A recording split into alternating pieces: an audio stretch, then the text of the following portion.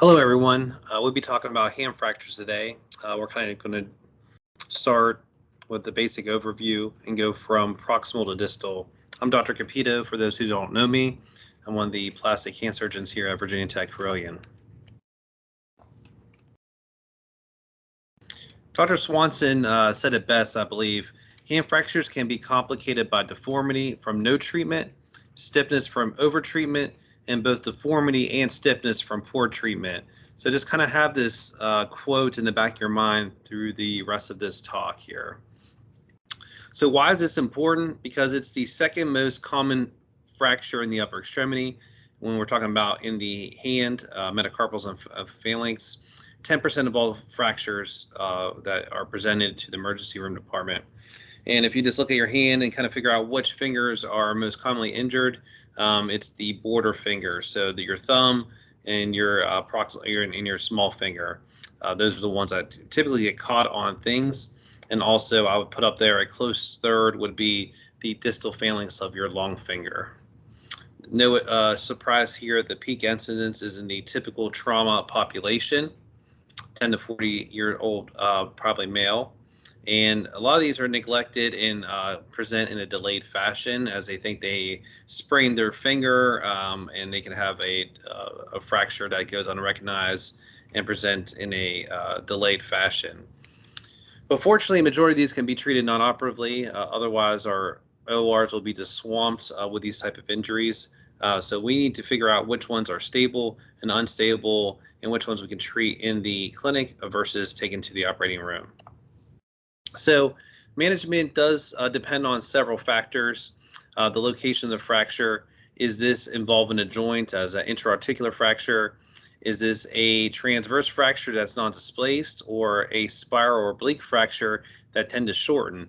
Some of these fracture patterns are more unstable than others, and we'll review those during this talk. Is there a rotational deformity? That's usually an indication for surgery, and you can see that by a manifestation of scissoring of the fingers when they try to make a fist. You may treat and explore a fracture if it's open over a closed injury, and then you want to assess for any soft tissue injury with any of these type of fractures. Age, occupation, health always come into play, as well as patient comorbidities. So, this is the goal of treatment, AO standard statement here: anatomic reduction, rigid fixation to allow early range of motion. If you can accomplish these three things, you are setting yourself and your patient up for success. So, getting called down to the emergency room, what should you see? There's usually some swelling. A bruising, in my opinion, is a high indicator that there is a fracture and something more than just a sprain. You want to assess all the tendons and joints proximal as well as distal to that area to make sure that you don't miss that and you're thorough. I would do a minimum of 3 views of the hand, AP, lateral, and oblique. And usually a CT or MRI are usually not needed. Some of the Bennett and Rolando fractures of the thumb CMC joints may be better assessed with CT scan, but the majority you can get enough accurate information with X-rays, radiographs alone. And always ask if them to try to make a fist. Sometimes there's swelling and pain that's limiting that. You can always do a wrist block, make sure that they're comfortable, then ask them to make a fist to see if there's any malrotation if you're on the fence of whether or not a patient needs surgery or this can be managed non-operatively. So this is a check for scissoring. You should look at the plane of the nails, and they should be all pointing kind of to the scaphoid tubercle or along that FCR tendon, which they have drawn out here. This is a picture and a schematic of a good alignment of the fingers. Anything that it would cross over or not be in perpendicular line would suggest there's some rotation of the fracture or some instability. Which is manifested here in this photograph, obvious scissoring of the ring finger on top of the small finger. And that would be an indication for surgery. These usually happen with spiral or oblique fractures. I would say some of the intra-articular fractures, especially ones with step off greater than 1 millimeter, does require fixation to limit the chances of post-traumatic arthritis. And multiple fractures, these are going to be more unstable because you have less stability due to ligamentous disruption with multiple fractures, specifically the metacarpals. So Splinting is very important. I think you should be very facile with splinting. All hand injuries, whether fracture or not, when they have swelling like this guy here on your photograph to the right hand is going to go into, when it swells, it's going to go to MP extension and IP flexion. This is the worst position for the hand. This is the intrinsic minus position. This is an area in a position of the joints that scream contracture and stiffness. So do not let them leave the ER in this position. Rather, get them in a safe position or an intrinsic plus position. And the key is the MCP joints. You want to get them down, and it's hard in a swollen hand. So a lot of times I'll apply this dorsally to get the MCPs down to at least 60 degrees. The more flex, the better. And the reason why is you want to stretch these collateral ligaments. They are lax in extension and taut in flexion, and that'll prevent them from shortening and help them maintain MP motion throughout their recovery process from their injury. And also IP extension. The volar plate can get stuck into and cause a flexion contracture, so always have the IPs in full extension. This, when in doubt, especially for fractures, this is the best position for the hand, and you, more often than not, would be correct to put someone in this position and immobilized after your evaluation. This again is showing the cam effect in the metacarpal head. It is shorter distally versus volarly. You can see Y is greater than X. Therefore, with the finger and MCP joint extension, the ligaments are lax, and as the proximal phalanx flexes, it stretches the collateral ligaments and they're on stretch. Therefore, they cannot be shortened, and this will limit your chance of having a MP joint contracture from hand swelling. So we're going to go through a bunch of treatment options here today in this talk. They're simple, from non-operative treatment, from non-displace, for buddy taping. If there is some displacement, you can perform a closed reduction with local anesthetic and immobilize them appropriately. There is stabilization with K-wires after performing a closed reduction if the fracture wants to re-displace. There's tension band techniques. One of my favorite now is intramedullary fixation. We'll show a couple cases of that using the IM nails. There is ORIF, plates and screws. These are beneficial for metacarpals, even proximal phalanx fractures. And then external fixation, this is usually due to open injuries or segmental injuries where there's bone loss, where you can't use some of these other modalities for treatment. So we're going to start proximal metacarpals. You'll definitely see a lot of metacarpal fractures if you are a plastic orthopedic surgeon. And the area weakest is kind of in that distal metaphyseal region, just proximal to the metacarpal neck, just proximal to the origination of the collateral ligaments. The head is actually stronger. It's held with the collateral ligaments as well as the deep transverse metacarpal ligament, which is attached to the volar plate and it connects metacarpal to metacarpal. And the deforming forces are the interosseous muscles, which we'll demonstrate in the next photograph here. And you can see a fracture there. You can see apex dorsal angulation. That's because of the intrinsics crossing over the MCP joint volarly and flexing the metacarpal head. There are both longitudinal and transverse arches of the hand. So that's important to realize when you're trying to place pins, that you have to aim more dorsal when you're going from ulnar to radial or radial to ulnar. And also, you have to know about different mobility of the CMC joints. Common questions are, what are some mobility of the index and long finger? These radial to CMC joints have very little motion. You can even palpate it on your hand yourself, 0 to 10 degrees. As opposed to the ring and small joints, well, this is for power grip, there is a lot more degree of motion, 20 to 35. Why is this important? Because you can accept higher degrees of angulation on the ulnar digits because you can have this joint hypermobility to help account for the angulation. Whereas opposed to the second and third CMC joint, they're more rigid. Therefore, they tolerate less angulation and deformity from the injuries to the metacarpal shafts, neck, and head region. Here's some figures of the metacarpal. It's like a tubular balloon, head, neck, shaft, and base. A lot of ligaments on the dorsal and volar aspect. You can see up here there's a proper and accessory collateral ligament. This is the deep transverse metacarpal ligament that I mentioned that runs transversely between metacarpals. It's attached to the volar plate. Here's another schematic on the volar view, seeing the volar plate with the deep transverse metacarpal ligaments. This is what we try to repair to each other if we do a ray amputation. Say we deleted this third metacarpal, we would try to suture the remnant deep transverse metacarpal ligament of the ring radial border to the ulnar border of the index finger to try to close down this space.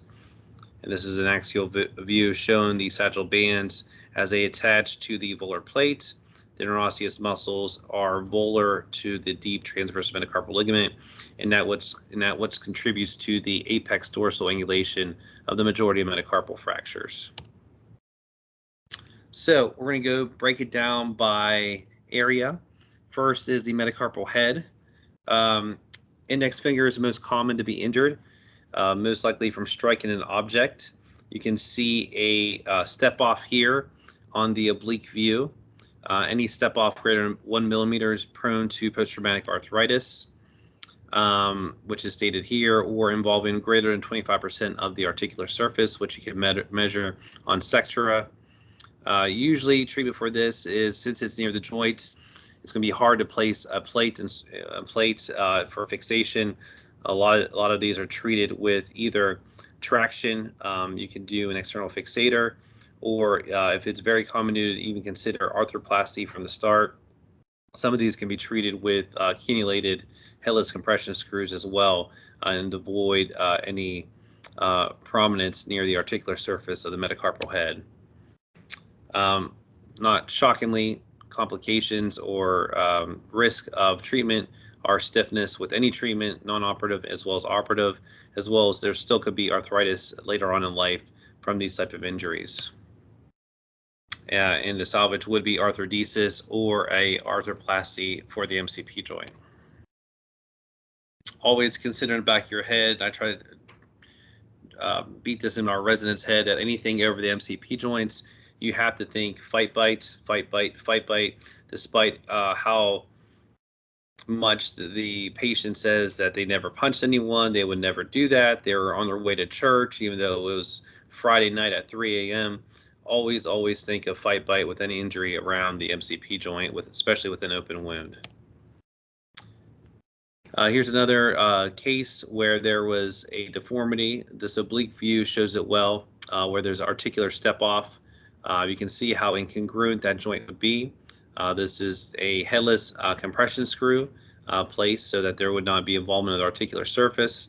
And you can see here anatomic reduction and pretty rigid fixation with these cannulated screws to allow early movement. That'll decrease the risk of stiffness, which is a high complication of treatment of these type of injuries. This is a case I did in my fellowship. You can see here injury to the 5th metacarpal head and neck region, as well as the 4th proximal phalanx. This was treated with a screw to reattach the collateral ligament to the ring finger, and then a cannulated compression screw for the head injury of the 5th metacarpal. So moving more proximal, the famous boxer fracture. You'll definitely see this on your rotation with orthopedics or with plastic surgery for hand. Here's Iron Mike here, famous boxer in my childhood era. But these are very common. It's the weaker metaphyseal bone. These tend to angulate apex dorsal. Once again, the deforming force is interosseous muscle. And they're very unstable due to the comminution involved, as well as the muscles pulling on the volar aspect of that metacarpal head. And a lot of these can be treated non-operatively. You should tell the patient they're going to lose the prominence of the metacarpal head, and sometimes there is a dorsal bump because of the apex dorsal angulation. And if there is severe angulation, occasionally with power grip, they can feel the metacarpal head in the palm. This usually gets better with time and is usually not a long-term issue for the majority of these cases. So, often we'll ask you what are some acceptable guidelines These are measurements you can make of the metacarpal fracture. And as we talked about, for the index and middle finger, because there's little motion at the CMC joint, it tolerates less angulation. So roughly 10 to 15 degrees for the radial digits, higher for the ring finger, 30 to 40. And really for the small finger, I don't think there is a limit, but most quoted is 50 to 70 degrees. But I've seen even 90 degrees of displacement still treated non-operatively with good functional outcomes. So less for the radial and always more for the ulnar. This will be the theme for all these anatomic areas of the metacarpals. So most with closed reduction, I can say with closed reduction, you need to do this within the first several days. Otherwise, there's callus formation, and if you try to do a reduction, you will be unsuccessful. If you do a reduction, I would immobilize to try to hold it in place to get some callus formation, and then get them moving pretty quickly to prevent stiffness. And everyone should know the reduction maneuver. It'll probably be asked on your in-service, the Jaws maneuver. This is where you flex the proximal phalanx as well as the distal phalanx, basically put them into a fist. That way you can place upward pressure on the proximal phalanx to push up on the metacarpal head, while you're placing downward pressure on the metacarpal shaft to try to reduce the fracture, because there will always be apex dorsal angulation. And then you try to mold a plaster splint to maintain your reduction. I would do this for a week, maybe 2 weeks at the most, and then get them moving pretty rapidly if you're going to do a reduction. And if you do a reduction, you should get post-reduction films to make sure you actually did something. Otherwise, if they fall back into place and it's within acceptable parameters, you could just splint them with a cock-up wrist splint and buddy tapes and not immobilize them, and they'll do just fine. So neck fracture, majority can be treated either non-op with a splint and buddy tapes, or if you get to see them earlier, you can try a reduction in a ulnar gutter cast. We sometimes pin these if they're not within the acceptable parameters. You can do longitudinal or cross K-wires. I would favor longitudinal over cross. Cross K-wires, to me, or transverse, tend to displace that metacarpal head and either have radial or ulnar translocation. So I'd favor longitudinal pins. This is the transverse component I mentioned. And then one of my favorites, especially for either the second or fifth metacarpal, is bouquet pinning if they are severely displaced and the patient wants to undergo an operative procedure to get better alignment and fixation. And then always ORIF, you can do plate and screws, but that's rarely needed for these type of injuries. So here's a couple examples with pinning. You can go straight retrograde, flex the proximal phalanx, and drive a single 6-2 pin down the metacarpal head, reduce the fracture, and then place it down the shaft. You can do that retrograde or antegrade. That was one of Dr. Mearshei's favorite procedure, one 6-2 pin right down the retrograde. This will hold them into flexion at the MCP joint. And as long as you get the pin out early, you get them moving, you can have a good outcome. These are the transverse pin configuration. I think these are less likely to get good alignment. I do see a lot of translocation with this type of pinning, so that one's not my favorite. And rarely you can plate and screws to get this reduced and perform rigid fixation. Sometimes these can be kind of tough and challenging because the fracture can be very distal. Sometimes you need to use a T-plate or Y-plate to prevent placing any screws into the joint area. But my favorite by far is bouquet pinning. You can do this with a mini incision, and what you do is you do a small incision over the proximal metaphysis, just lateral to the ECU insertion at the base of the fifth metacarpal, and you can use an awl or a K-pin to create a little osseous tunnel, and then you will place the C-wires.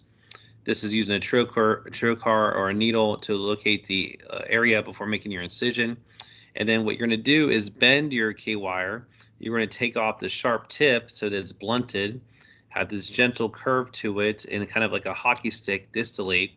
And then once you make your incision, you make your hole into the metacarpal base, you are going to pass this down the shaft, and this 2-needle driver technique for spinning and advancement is very helpful. And you're going to do this with hand power and pass it down the metacarpal shaft, medullary canal, and then do reduction and place them into the metacarpal head. And you usually need several of these, and this can be very effective. It can push the metacarpal head out to length, perform your reduction for you, and then you can trim these at your osteotomy site or your cortical window and close the skin, and you can leave them there permanently. You can also leave them protruding from the skin and remove them down the road. I typically just bury the pins and leave them as permanent implants. Very nice technique for the 5th or even the 2nd. Very hard to accomplish on the 3rd and 4th just because of the level of entry that you have to place the pins. Better on the border digits. So the majority of metacarpal fractures that I think that we treat operatively, and there's some now studies saying a lot of these can be treated non-operatively, are the metacarpal shaft fractures. They could be transverse, comminuted. They can also be oblique and spiral. Once again, this apex dorsal angulation is very similar deformity for these. And here are some reductions. So once again, think ulnar. You can accept more deformity. You can tolerate up to 40 degrees for the small finger, 30 degrees for the ring finger, and then less than 20 for the long finger or the index finger. If these are outside of that, then there could be some musculotendinous imbalance and reduced grip strength, so they do meet criteria for operative fixation. The oblique and spiral fractures, whether it's a metacarpal or proximal phalanx, these are inherently unstable fractures. They tend to shorten and rotate. I think they slide down a mountain is something that I help remember. So these are unstable. These usually require fixation. And even a 10 degree of malrotation of the fracture with the spiral fracture can cause a 1.5 centimeter distal digital overlap or scissoring. Sometimes there's question what could be the maximum amount of shortening. It's usually about 3 to 5 millimeters, which is quoted. Some other newer studies do quote that you can accept more shortening, but a lot of people still think that more than 5, you get a flexor extensor imbalance, and it can help and it can affect your grip strength. So these are majority if they don't meet the stable criteria or the or if they're angulated too much beyond the parameters that you can be treated non-operatively, then you can treat these in a variety of ways. You can use pinning, you can use the medullary nails that I mentioned at the beginning of the talk, or plain screw configuration. Or if you have a long oblique fracture, lag screw technique is can be very successful. Remember, for that, you want the fracture length to be 2 times the bone diameter. That's just good AO principle for fixation. So more of a long oblique versus a short oblique fracture pattern. Majority of these we'll see in our clinic can be treated non-operatively. Buddy taping, removal, cock up wrist splints can be treated, especially if they are within acceptable parameters. We talked about the pinning, cross K wires longitudinally. There's also the medullary screws that I use quite frequently now for these type of fractures, and then the plain screw configuration. And we mentioned lag screws for the long spiral and oblique fractures. K wires can be pretty challenging. I would say no fracture is a chip shot, especially in a big swollen hand. Remember, they do not provide rigid fixation. You do need to keep them splinted as well. So this goes against early motion with K-wire fixation. Therefore, I think most of these, if you can get them fixed rigidly, you can get them moving faster and may have better outcomes. If you do a single longitudinal K-wire, it does not address rotation. The fracture can't spin. You need to place a large K-wire or place 2 parallel or cross. That'll give you better fixation of your fracture site. And you want to make sure if you do cross your K-wires that you cross either proximal or distal to the fracture site, not at the fracture site, as this can cause distraction at that area. Case here of a 2 shaft fractures. This is what I used to do when there was more than one metacarpal injury, would be these longitudinal retrograde pins. You would place them at the collateral recess and go down the metacarpal shaft, perform your reduction maneuver, and then go across the fracture site into the metacarpal base. I used to do this for injuries 2nd through 5th. As you have more metacarpal injuries, they are more inherently unstable. Now I use the IM nails, technically a lot easier and more rigid fixation, and you can get them moving a lot quicker, especially with these swollen hands. I do think they have better outcomes than having these pins sticking out of the back of their hands. You have to give them splint support, and you can't get them moving early, which I think leads to stiffness and poor outcomes. This is a technique. These are very quick cases. You can do them pretty much for anywhere on the metacarpal, neck shaft, or proximal base. It's basically a guide pin, an over drill, then placement of your nail.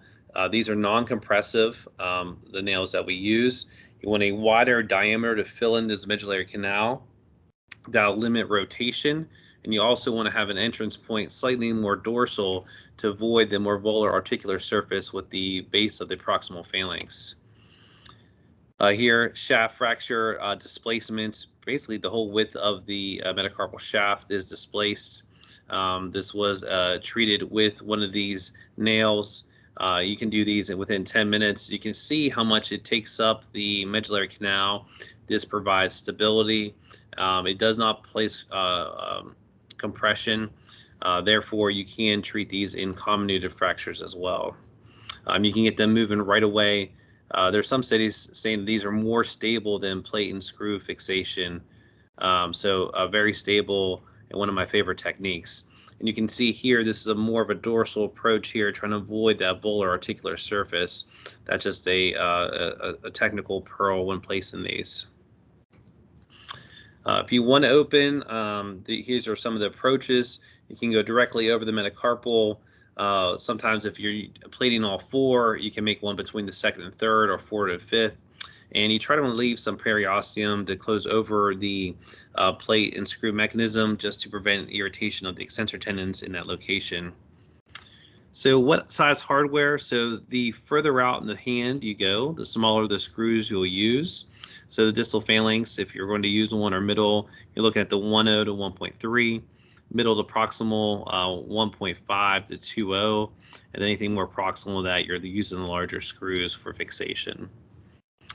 This is a diagram showing pretty much the same fracture I treated with the IM nail. Displacement and shortening of the fracture fragments, treated with a plate and screw construct. You want to at least have 4 cortices proximal distal to your fracture for fixation. Lag screw technique, very technically challenging, but an excellent technique to put rigid fixation. This will allow early motion with minimal hardware place, limit the chance of having adhesions from your extensor tendon. Basically what you want to do, and I think they had a simulation lab practicing this technique, is to drill bicortical, countersink, depth gauge, and then you can do a tap, and then you over drill your proximal cortex, and then place your screw, and that will draw the far distal cortex toward you and compress this area. And you can get rigid fixation this way with your lag screw technique. But remember, you need a fracture length 2 times the width of the metacarpal shaft to be able to do this successfully and without causing fragmentation of the bone adjacent to the fracture site. Quick case, 3rd metacarpal fracture. Remember, these oblique fractures tend to shorten. They're unstable. You can place lag screws, very minimal hardware. You can get good fixation and get the patients moving quickly to optimize their range of motion and help limit stiffness. Another case, I didn't show the pre-op, but basically had a 4th metacarpal proximal shaft fracture. We played it with plate and screw technique, and then had a oblique fracture of the 4th metacarpal, treated with lag screws, and with excellent compression. You can barely see the fracture site, which is kind of the goal of treatment for these. And they replaced one of these crazy things on these external fixator. I have used the TB syringe for a fixator for some fractures, but there are many X-Fix available. This is whenever you have high energy injuries, including gunshot wounds, injuries involving crush injuries with a lot of comminution. And basically, you want to maintain the length. You want to get soft tissue coverage. And then later on, you can come back with delayed bone grafting and plating if needed. But mainly the timing and treatment requires dependent on the soft tissue coverage of your fracture site. So moving more proximally, the metacarpal base, these are rare, but any malrotation will be magnified at your fingertip. A lot of these injuries can be unrecognized and present in a delayed manner, especially fourth and fifth fracture dislocations.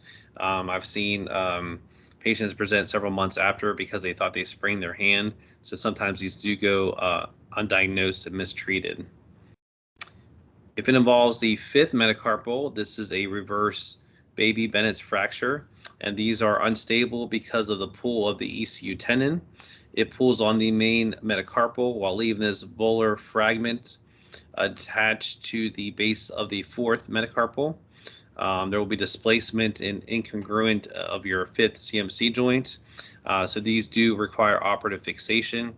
This usually requires pinning, longitudinal traction to reduce the fracture.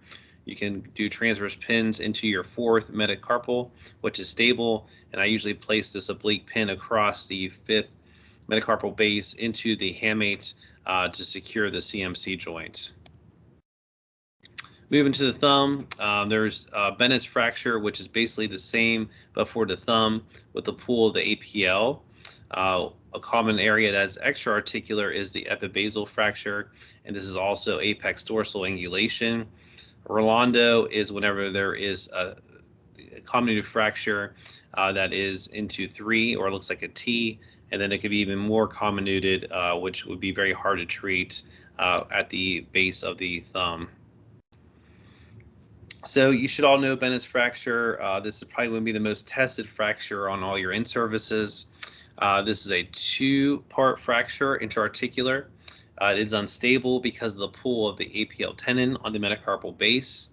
And then this volar beak ligament holds the most ulnar fragment in place and holds this into a congruent joint, where this pulls and makes this unstable as well as has displacement. So usually unstable, usually going to have a step off at the articular surface. Remember, step off equals operative treatment. And if you have just these 2 fragments and you get them early enough, a lot of times these can be treated with reduction and pinning. And this is also somewhat asked quite frequently on the in-service. You should be thinking right now, what are the reduction maneuvers? You can see these arrows here. The first step is longitudinal traction. And then you're going to place pressure at the metacarpal base and abduct it toward the fracture fragment while pronating the thumb. That's going to put this back into anatomic alignment, and you can place the same type of pin configuration, oblique pin across your metacarpal base into the trapezium, and then you can also place transverse pins into your second metacarpal as well for fixation. If you have to open one of these, if you can't get it reduced, a great incision is the Wagner type approach. This is made at the junction of the glabrous and non-glabrous skin, like a hockey stick. You do have to pay attention and protect the branches of the radial sensory nerve. You can see the CMC joint to get anatomic fixation, and you can place screws or pins that are buried. You can also place a plain screw construct, as seen here, for this Rolando fracture with a T-shaped plate for fixation. Some of the complications, malunion if you do not treat a fracture or do not get anatomic alignment. If there is a malunion but no functional problems, no further treatment is needed. Malunion can cause, however, malrotation, as you see here, or scissoring. That would take a corrective osteotomy once they heal to correct that. Any involvement of the joint surface can cause arthrosis. I think non-union is very unusual. Those are usually near open injuries or injuries where there's a lot of shredding of the periosteum. And I would say the most frequent complication whether you treat these operatively or non-operatively, is stiffness. And don't let that be your fault from prolonged immobilization or poor immobilization. Remember to get those hands in the safe position.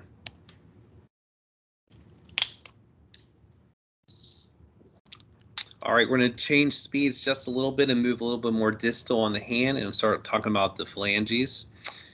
So talking the proximal phalanx, once again, we'll start proximal, work distal. There is very common to have a transverse fracture. This one is having volar angulation. You can have oblique fractures, which tend to shorten, just like the metacarpals.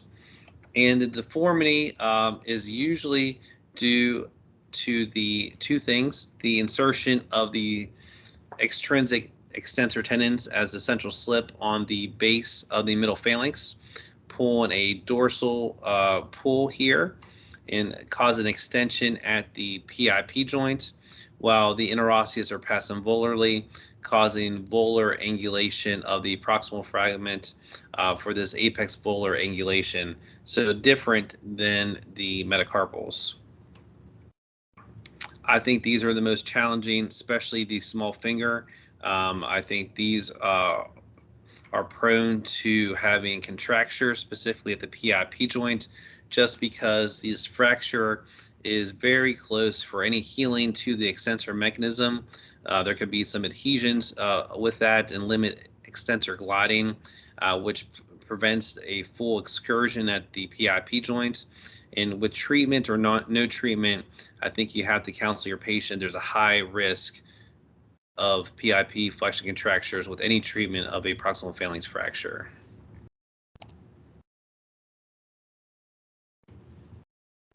So when do you treat these? Obviously, if there's displacement, some of the fracture patterns that are unstable, like the oblique or spiral fractures, anything involving the joint surface or the condyles can cause a step-off deformity to the finger and cause angulation issues, and those will all need to be addressed surgically.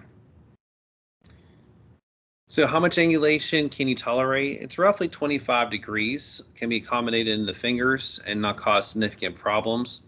The reason why it causes problems if you have more than 25 degrees is the muscle imbalance. Basically, it shortens the proximal phalanx, so you don't have a lever, and basically your extensor tendon is elongated, so you cannot pull the middle phalanx into extension and cause an extensor lag. And if you have 1 millimeter of bone shortening on the proximal phalanx, you can have a 12-degree extensor lag. And just like the metacarpals, you can do severe harm to your patients from immobilizing more than 3 weeks. So keep that in the back of your mind when you're treating these type of injuries. Fixation techniques, I think the further distal you go, the higher likelihood I'm going to use K-wires. Very few instances I plate proximal phalanx fractures. Most of the time I am trying to perform reduction, either closed or open, and K-wire fixation. You can do cross K-pins. Remember to try to cross distal or proximal to your fracture site to prevent distraction. Once again, 1 millimeter shortening decreases extension by 12 degrees. So you need to keep that in the back of your mind with accommodative fractures or with the apex volar angulation greater than 25. You will have some decreased extension and have the patients with a flexion contracture. If they're minimally displaced, a lot of these can be treated with buddy taping. If they are unstable, then there's surgical treatment. One of my favorites is Eaton-Belsky pinning, where you place a pin through the metacarpal head into the fracture fragment for stability, and then you can flex the finger into alignment. Check this under fluoroscopy, and then drive the pin down the proximal phalanx shaft. Remember, one pin will not be sufficient to prevent rotation, and a lot of times you need a second pin to do that. These can be parallel or crossed. This is a little bit more slick to do by going around the metacarpal head, trying to avoid the extensor tendons, trying to limit any adhesion formation, which is very high with these. Like I said, the majority of these you will get a PIP flexion contracture despite perfect pin placement. Just due to the bony healing, the callus formation can tether the extensor mechanism and prevent excursion, which limits extension at the PIP joint. Some tips for or techniques for reduction: you can place longitudinal traction yourself. You can use point-to-point reduction clamps to place longitudinal traction, as well as get this unrotated, then place a different or another point-to-point in order to perform provisional fixation, and while you place your K-wires percutaneously, or you can open it and place screws as well if you want to get the patient moving more quickly. I believe the outcomes are similar with either treatment modality, mainly because you're still going to get a callus. The extensor mechanism is going to be inherently adjacent to that area of healing, get tethered, and it's going to cause a PIP flexion contracture. Same philosophy here: shaft fracture transverse, displace. This was treated with the antegrade pin. Remember, I would try to get 2 pins if possible. There would still allow for rotation in the postoperative period, so I would favor 2 pins over a single pin construct. Some of the more challenging fractures are more distally over the proximal phalanx. They're all hard, but the neck fractures can be very challenging in the fact that it can spin around the collateral ligament. This can be hard for fixation, as well as you want to keep the vascularity, so you don't want to disrupt the collateral ligament. A lot of the times I will open these type of injuries in order to ensure anatomic reduction, that the metacarpal head is not spun 80 or 90 to 180 degrees and then fixated with pins. If you do have to open, this is in zone 2 of the hand. Most people will favor a dorsal or mid-axial approach to avoid the volar surface, the flexor tendons. You can go lateral and excise the lateral bands to visualize your fracture. Most of the time, I go straight dorsal for treatment of this. If I need to get open reduction, or plan to use a screw or plate construct. So very simply, you can make a vertical incision over the proximal phalanx. You can do a curvilinear incision. I usually split the extensor mechanism. This gives you great exposure to your fracture site. This is the lateral mid-axial approach. You can make a lateral incision, and then you can either reflect the transverse radicular ligament as well as the triangular ligament of the intrinsic muscles, or excise them and get fixation and reduction through a lateral approach. I think this is more challenging and definitely favor a dorsal approach for visualization, reduction, and treatment of these type of injuries and fracture patterns. You should use low profile plates. I very rarely use plates. I know some of the other hand surgeons do. You can place these laterally as we demonstrated, or you can place these dorsally. Lateral would be better just due to the proximity to the extensor tendon. You can do a dorsal approach and place these lateral to get fixation. But I tend to use K-wires for my proximal phalanx fractures, or recently the IM nails as well as a treatment option. This is a paper from Paco del Pinal. He came up with this, same thing with the metacarpals, by placing a guide pin, a drill, and then placing a non-compressive nail across this area. You can get rigid fixation this way and get the patients moving quite rapidly. You can do this for all type of fracture configurations. You can see here he used it in the middle phalanx on the small finger, proximal phalanx on the ring and long finger. And you can see you can get anatomic alignment. These are very stable, they're rigid, and they check all the boxes that we want to do with treating these fractures: anatomic reduction, rigid fixation, which will allow early motion. Some fractures that can be hard to see are these unicondylar fractures of the proximal phalanx head or the middle phalanx head. You need to be aware of the double bubble sign on the lateral view, where you'll see these overlap. That tells you that there is some displacement. And the reason why you don't want to miss this is this will shorten or displaced proximally and cause a rotational deformity and deviation of the digits. Usually these are not seen on x-rays, treated non-operatively, and the patient comes in several months later with a malunion, a step off, and a finger deformity. Way easier to treat initially than in a delayed manner. This is the Hills-Hastings classification from Indianapolis, class 1, class 2, class 3, and class 4, basically oblique volar, long sagittal, or dorsal or volar coronal type of injuries. These you can see step off. These will shorten and will cause incongruity at the joint and post-traumatic arthritis, as well as finger deviation with non-treatment or poor treatment of these injuries. Same type of treatment as before. You want to place longitudinal traction, try to get provisional fixation. This could be treated percutaneously with K-pins.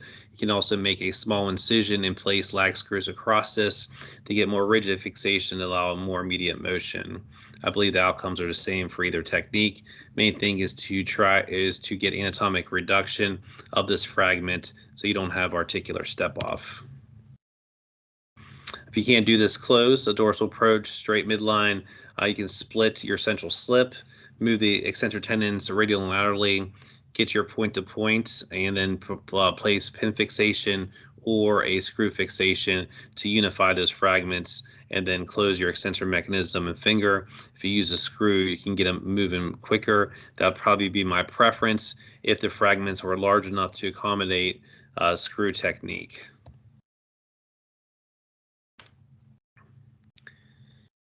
Some of the most common injuries we'll see is pharyngeal base fractures in that proximal metaphyseal region. These can be extra-articular or the octave fracture, or intra-articular. If they're minimally displaced, buddy taping can be a good treatment option. If there's displacement, it may require pinning, like we talked about before with the Eaton-Belsky or with the IM nail. One of the rare few times that you should go volar for visualization is when you have a proximal base fracture from the radial or ulnar side. That's where the collateral ligament attaches. You can go volar, see the joint surface, perform your reduction, and then fixate it with a screw technique. You can also use a tension band technique as well to secure that small fragment from basically an avulsion fracture from the radial or ulnar aspect of the phalanx space. Middle phalanx, so the apex volar or apex dorsal, that really depends on the location of the fracture. As the fracture is more distal, you have pull of your FDS, will cause an apex volar angulation. If the fracture is proximal to FDS, it'll pull on the distal fragment and cause an apex dorsal angulation. So it really depends on this. It's not as clear-cut as the metacarpals in the proximal phalanx. Most of these, thankfully, can be treated non-operatively, buddy taping, get them moving quickly, splinted early for pain and swelling, get that off and get them moving quite rapidly, and you can have good outcomes, especially for minimally displaced fractures. Some of the more challenging ones are ones that involve the articular surface. Like I said at the beginning of the talk, articular fractures usually mean that you will need to fixate these.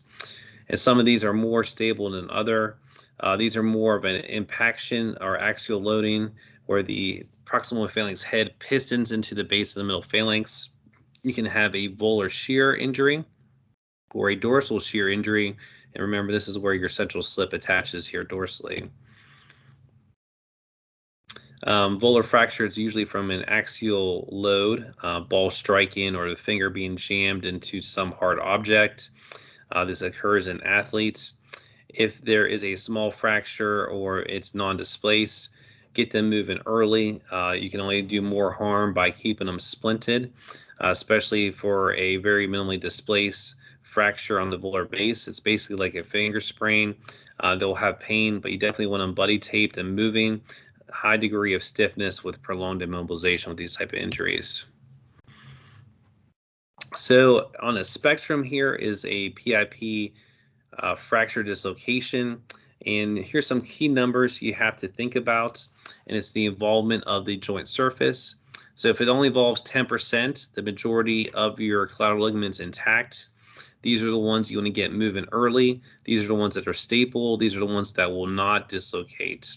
So for this, you want to avoid prolonged immobilization. As you get greater than 40%, 40% of the fracture is fragment is held in place with the ligaments, and a small majority on the dorsal fragment. So these will displace dorsally. These are unstable once you get past 40 degrees, and definitely after 60 degrees, you can see the instability of the proximal phalanx base, as this is a basically dislocated joint, an incongruent joint that would not function very well without treatment. So what you need to know is less than 40 stable, greater than 40 or 60% unstable for these type of injuries. If it's less than 40%, you can treat this with extension block splinting or early buddy taping if there's no subluxation of the joint surface. If it's over 40%, depends on the fracture pattern. If it is comminuted, then you'll probably need to do a reconstruction with a hemi-hemi arthroplasty or a volar plate arthroplasty for a treatment of this type of injuries. If it is one large fragment, you can do an open reduction and place a screw for rigid fixation for treatment. So what are the indications for a hemi arthroplasty? This is a favorite question on in-service. So this is for a comminuted volar lip fracture. Remember, it's going to be more than 40%. That will cause dorsal dislocation or subluxation of the PIP joint. And this is where you can see a V sign on the lateral view. Normally this should be a congruent joint, as this is dislocated dorsally. It creates this V sign that you can see on radiographs. These can be a salvage procedure. These are usually patients that have thought they sprained their finger and come in with a stiff swollen finger, and you can see the x-ray and they have these malunions. This is the treatment to correct the malunion, resect the malunion, then reconstruct it with a piece of the hamate. Very genius technique where you go to the dorsal hamate, you make a small incision between the 4th and 5th metacarpals. You do an osteotomy to remove this block through the dorsal aspect of the hamate, and this is what you are going to place on this trough that you do from your corrective osteotomy, and then usually fixate it with 2 screws that you're placed volarly through a volar approach for fixation.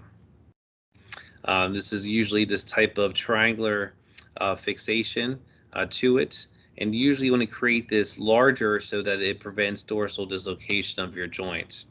Here's a case here with the hemi-hamate in place, the 3-screw configuration, and you can see there's now a congruent joint and it's fixed the dorsal subluxation. So moving dorsally, if there is a dorsal volar shear, you can disrupt the central slip. That can cause a boutonniere deformity. If there's more than 1 millimeter of displacement, you should fix these. You can fix that with a screw or a pin. What causes a boutonniere is the central slip disruption, and the lateral bands migrate volarly, causing PIP flexion and DIP extension. If it's non-displaced, you can split them in extension for several weeks and then get them moving. While you are splinting them, you want to splint the PIP joint in extension, but allow the DIP joint to flex. That'll keep the lateral bands migrating dorsally to help limit the chance of a boutonniere deformity from developing or forming. And like I said, any displacement more than 1 millimeter requires operative fixation. One of the most challenging ones to treat are these pilon fractures, and these are ones with central depression and highly comminution. So to perform a hemi-hamate, you have to have an intact dorsal cortex. If there is comminution or a blown out of the dorsal cortex, you cannot place your screw to get rigid fixation. That will fall into treatment for these pilon fractures. And the majority of these are treated with skeletal traction. This is a device that you can configure with your K-wires and rubber bands. You place your rubber bands here and it's pulling constant traction to use the ligaments to align your fracture. This is with dynamic external fixation. This is your construct. They're quite bulky, but they are quite effective for treatment. Here you can see the rubber bands, and you can put this on in the operating room. They did place a third transverse pin. This will prevent the finger from dislocating through the range of motion. And you can get them moving early. That helps remodel the joint, and you can have good results from these bad injuries with this dynamic external fixator that you can custom make in the operating room. Once again, bad injury, you can see where it's just been pow drived on the head of the proximal phalanx. You can see that the dorsal cortex has been fractured, not a candidate for a hemi-hamate arthroplasty. This will require skeletal traction for treatment. And with traction, you can see you can get a congruent joint. This will allow the joint to move early, and you can get a functional range of motion with this treatment pattern. Out of Curtis, where I did my hand fellowship, Dr. Katz did train me. He's a plastic surgeon, came up with a different device that's kind of easy to do.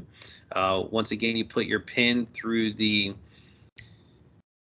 mid-axial region of the proximal phalanx head so it can spin, and place your two distal pins, and you put this through a TB syringe, and you have a dynamic skeletal traction system that is less bulky, definitely or a lot nicer to place on the border digits. So please reference this article if you want to see this, which I think is pretty slick. And finally, we're moving to the distal phalanx.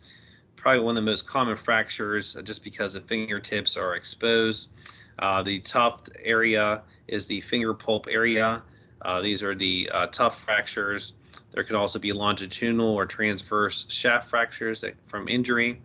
A majority of these can be treated non-operatively with splinting, where you immobilize only the DIP joint. Make sure the PIP joint is free for motion to prevent stiffness. And one of the most common things we do see is a mallet finger.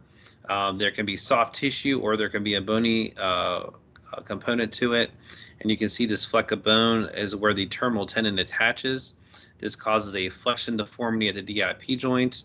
And the treatment for this is continuous extension, splinting of the DIP joint. And it's usually for 6 to 10 weeks if it is soft tissue. Usually if there's a bony component, the bone heals a little bit faster, usually 4 to 6 weeks for a bony mallet for continuous splinting, which you can see here. You can use a stack splint. OT makes custom splints to keep the finger in full extension. But the key is that they wear it all the time, even to bed, to shower. And when they take it off to dry it or let the skin breathe, they have their finger on a hard surface. They remove the splint while maintaining the finger in full extension, preventing it from flexing, which will cause redisplacement of this fracture. And if you do not treat it, it can lead to a swan neck deformity. So when do you treat these? Do you ever treat these operatively? I would say the vast majority can be treated with splinting alone. If there's a large fragment, a lot of times I'll take them under fluoroscopy, extend the joint, and if there's a reasonable reduction with that maneuver, I feel confident with splinting alone. Some people say if it's greater than 50% of the joint, or if there is subluxation, you can try operative fixation with placement of a screw. There's also some techniques for extension block pinning. Those you can be performed. The patients hate it. You have pins protruding from the dorsum of your finger. I really try to treat these non-operative if possible. This is a technique for extension block pinning. You will flex the DIP joint and place a pin obliquely, and then you will extend the distal phalanx. This oblique pin will push down on the fracture fragment, and then you place a second pin longitudinally, and the 2-pin construct basically traps this fragment between them, and to get a reduction and maintain the DIP joint extension for healing. And last but not least, the volar articular fracture. These are the Jersey fingers. You can be seen on x-rays. This is usually someone trying to forcefully flex and the finger goes into extension. The flexor tendon attaches to this area. So I would recommend exploring early. You do not want to miss where there's a fracture and the tendon has ruptured off of this bony base.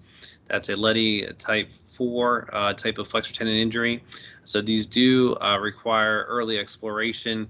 Even though you think the tendon's there, it may not always be there. And if there is an avulsion, you would want to fix the flexor tendon.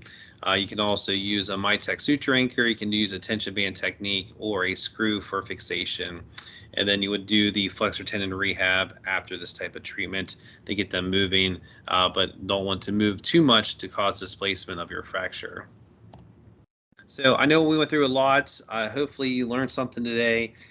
We went from metacarpals to phalanx, a variety of different techniques. Not one answer will solve all fracture patterns. I may do something one way. I would guarantee every hand attending would have a different opinion on fixation. You just have to feel what skill set you're good at and stick to it and keep practicing. I hope you learned something. Pleasure being recorded. If you have any questions, you can email me or contact me through Perfect Serve. I hope you guys enjoyed. Thank you.